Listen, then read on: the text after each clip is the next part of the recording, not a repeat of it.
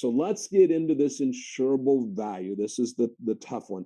And the first thing we have there, letter C, I want to introduce a couple terms to you. The first one being replacement costs. And in fact, if you just look at the screen right now, you'll see that that's heavier on this teeter-totter, if you will, than actual cash value. What is replacement cost? Well, it's to put it back like it was prior to the hazard, the flood that we in this case. Now, you can purchase replacement cost coverage, but only on certain buildings. They happen to be dwellings, and there's a lot of ifs that we'll get to and explain that. So that's one type. That's what I just want to explain right now is the different types and some terminology.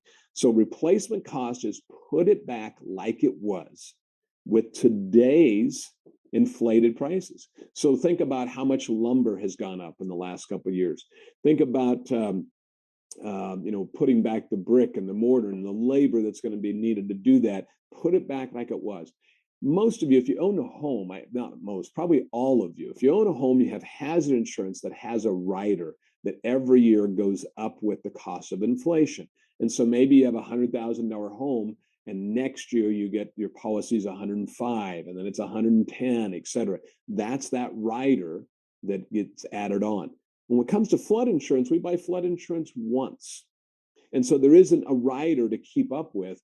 Instead, we do a calculation that says today, prior to closing this loan, we think the replacement cost is X amount, and we're going to have that much insurance. And usually insurance agents are going to be heavily involved in that.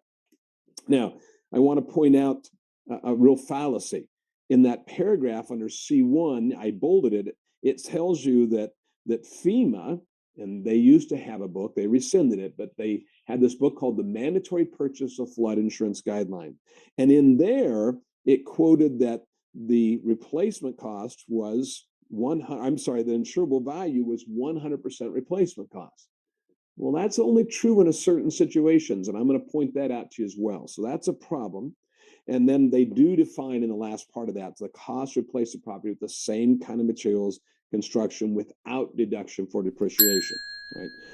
Now, they also give you that warning again of don't over-insure certain things. So be very careful of that. You've seen that up above in letter B, and you see it now in C1, that not only is FEMA warning you, the regulators are warning you. So up in letter B, we had it from the FAQs. That would be the regulatory agencies are passing those.